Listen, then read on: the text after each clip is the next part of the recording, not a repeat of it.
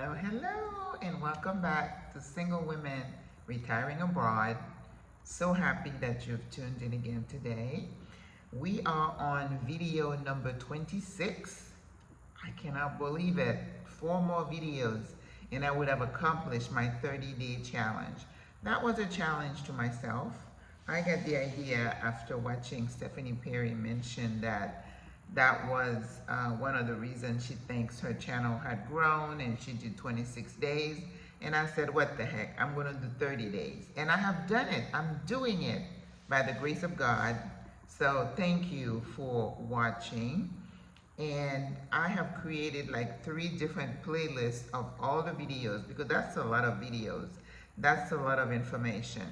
Single Women Retiring Abroad is a channel that is dedicated to single women like myself, a bit older, who have decided to take the leap to retire outside of the US. And we go through the reasons why. I have a video explaining my decision, the process it took me from there to now. And I also want to help you have a soft landing when you come to Panama, because Panama is my new home, but the principles of travel abroad are the same. We go through the same struggle, the same process of elimination, of choosing a place. I help you through that process, and also the preparation to Brexit, to just leave, because it takes a lot.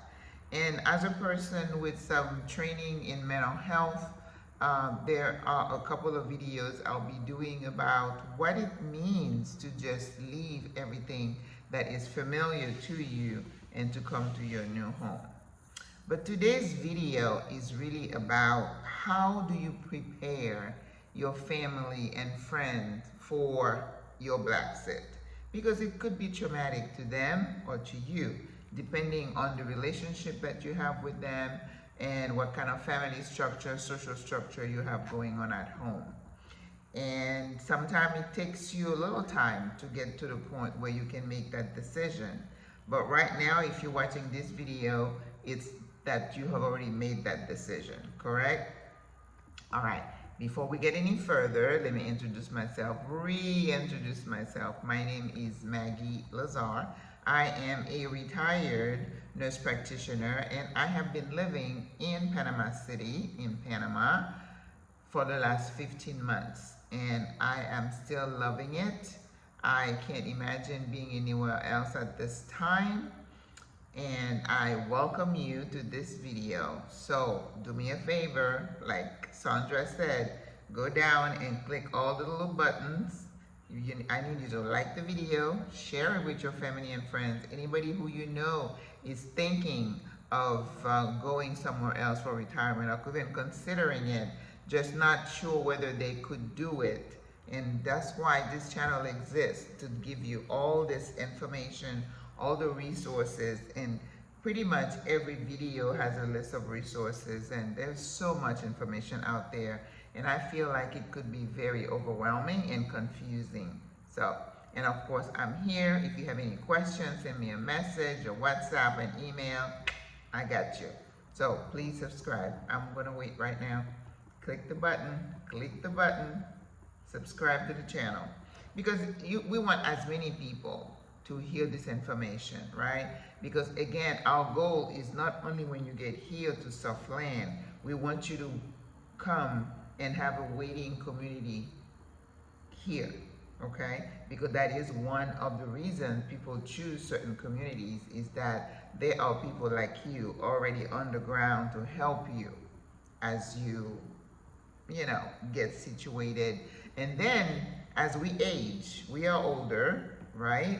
So we need to be sure we have things in place. And I am committed to getting all the information, putting it in a one place, and you can have access to it. We want you to be able to call if you have an issue, if you have a question. We want you to know somebody's there to help you, all right? Because that's what community is. You live in your community at home, we want you to have one here. Okay, oh my God, time is running away from me. So how do you prepare your family and friends? A lot of people talk about the struggles of dealing with family members or friends when they share their thoughts, their plans to Blacksit, to go somewhere else, to, younger people probably more so, but older people, they feel like we can't be alone, we can't do this by ourselves. I've always been independent, so it wasn't that big an issue for me. But I think for someone else it might be, because you haven't traveled abroad, you haven't been by yourself, or maybe you were married for 50 plus years and now you're a widow, and it can be scary. And of course, I'll talk about all the mental preparation in another video. But once you decide, you've done the legwork and you say, okay, yeah, I think because of A, B, C, D, I need to go somewhere else. Then how do you tell your family and your friends? I would say over casual conversation. You don't have to say, oh, let's have a family meeting. And then just kind of put the news out there. It could be while you're cooking together, having lunch after church, during Sunday dinners, and you say, oh, I have some news, and then don't make it so formal, make it really low key, because people are going to react in different ways. People are going to react in ways that you did not expect. For example, you may have children, and I say that your children, your family, they know you.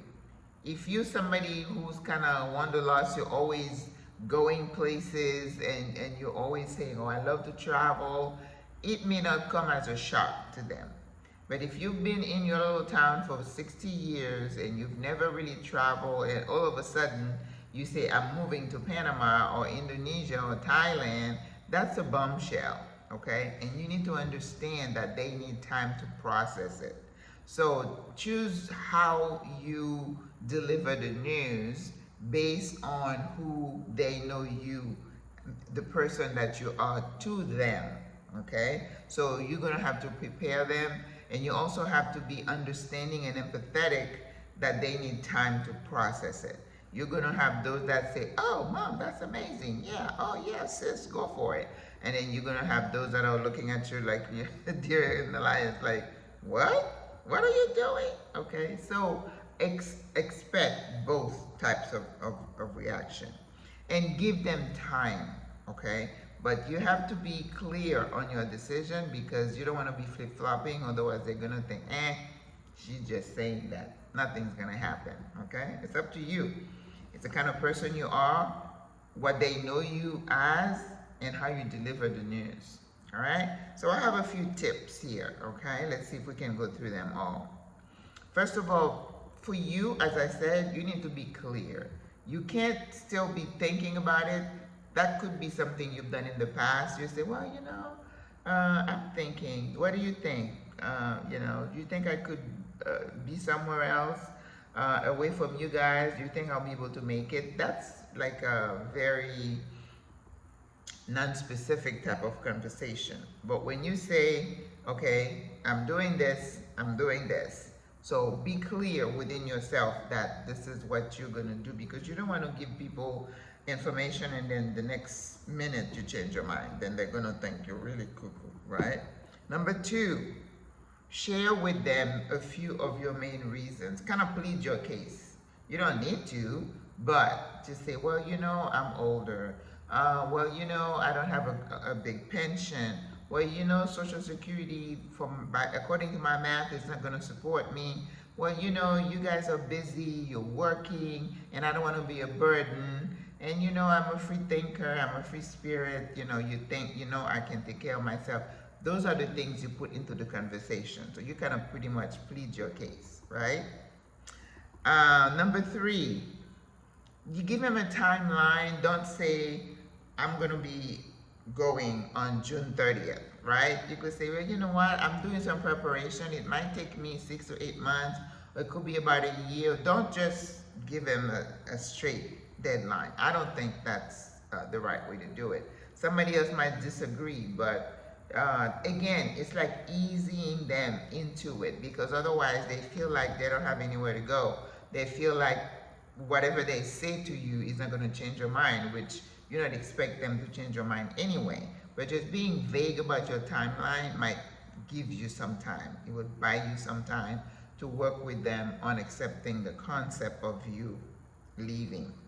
Number 4, do reminders. So you've given them the news and you have mixed reaction, and you know, like for the next few months as you interact and you talk, it's like, well, you know, I'm still on this plan, I'm still thinking I'm doing that. And they'll say, and then you might say, well, you know what, I've decided to give my book collection to the library. Oh, why? Well, you know, I'm preparing myself. So giving them bits of information of things that you're doing. If you're starting to declutter, you might say, well, you know, I have this china, I haven't used it, and so wanted it, so I let her have it. Or do you want it? Start giving things away. It kind of brings them into the fold that, oh my God, this is really happening. You want to be firm in your decision, but yet kind. You know, it's not like dichotomy. It's not something that is, you know, against what you're trying to do. You're just using psychology, right? Okay. Ask for their help. You know, you might say, well, you know, maybe not the first day you give the news, but in the next couple of months, you say, well, you know, honey, if you want to come here, if there's anything, I did that with my daughter. I'm like, I said, you like that painting? You can have that. Is there anything else you'd like? You know, I asked my cousin to come in. I'm like, do you want to come in and see anything in the house that you want? You know, she took towels and stuff like that. And I had another friend, she came, I said, you know, take whatever you want. And she had a car full of stuff, kitchen material. You know what I'm saying? It makes it real to them, but they become part of the process with you of that preparation. Very important. Show patience and understanding. That's number 6, you know, throughout the whole thing. Don't get upset if they don't embrace the idea right away. Give them time. Be understanding. You're not there to just say, oh, I can't believe she said that. She's human. Everybody reacts to news differently, so keep that in mind. Number 7, keep your resolve. Don't be swayed. Now, if you have children, adult children who are like, oh my God, you're going to leave your grandkids and they're going to play the guilt thing on you. I don't have grandkids to worry about, but I can imagine if you had grandkids, they're like, you mean you're not going to see the grandkids? And you're like, we can FaceTime. I'm going to come maybe every 3 months or so for the first year just to kind of ease them into it. But it could be difficult. You may have somebody really close to you. Now, if I have a friend who's not really my bestie and she doesn't get it, I'm not going to worry so much about it. But your children, yeah, you might have to work on that one. Number 8, demand and expect respect, because that's the thing.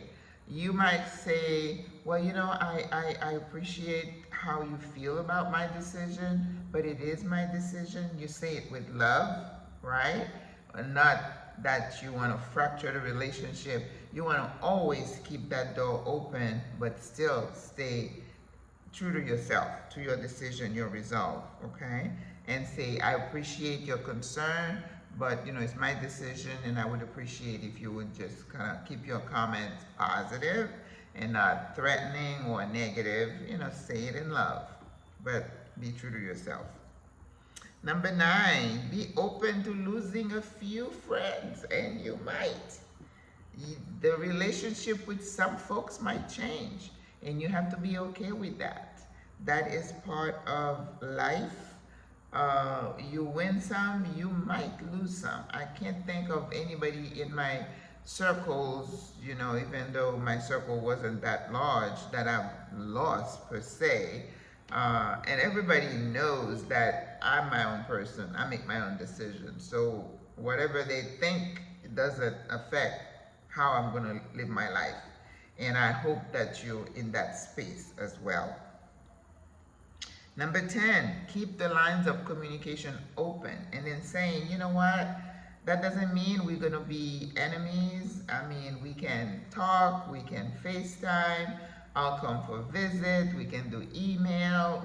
We stay in touch, and you do the best you can to do that after you've blacklisted. So keep the lines of communication open, because for your own self and for them, just because again, you never know what could happen. So don't cut, you know, anybody off. If they cut you off, that is their prerogative, but your conscience should be clear that you are doing your best to keep that communication open. Number 12, commit to going back and seeing them. You know, you don't want to move and say, I'm never going back. That's a sure way to fracture relationships. So, and then of course, you're going to be homesick yourself. So you want to go back every so often to see family. And a lot of people say when they go back, they can't wait to come back to Panama. I don't know what it is about Panama, but we go there, we see family, and we're like, it's time to go home, because you have a new home here.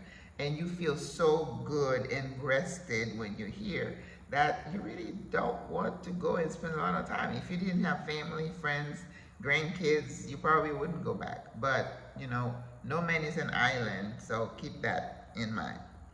Number 13, invite them to your new home. Once you set up and say, well, you know, this is not the end, you'll see me again. You can come see me, you know, I have room. So keep the lines of communication open, invite them, again, all in trying to maintain and save the relationship, okay? So I give you 13 points, and of course there might be others that we might want to add, but for the sake of this video, we're going to keep it, it's not short anymore, 16 minutes. But understand that when you make a major decision like that, you're not going to please everybody, and you are your own person. You shouldn't be worried about pleasing people. You've taken time and effort, and you've analyzed the situation. Hopefully it's not a decision that you made lightly. You've given it some thoughts, and you have concept, and you've constructed this, you've gotten your workbook, you've done your homework, you've come to the decision based on every factor you've looked at. So you need to be okay and strong in your decision. You want to be kind, empathetic, but firm. Okay? All right, I hope you found this information helpful. Please remember again to hit all the little buttons at the bottom, like, share the video, and subscribe to the channel. I will see you tomorrow. Au revoir, à la prochaine. Bye bye.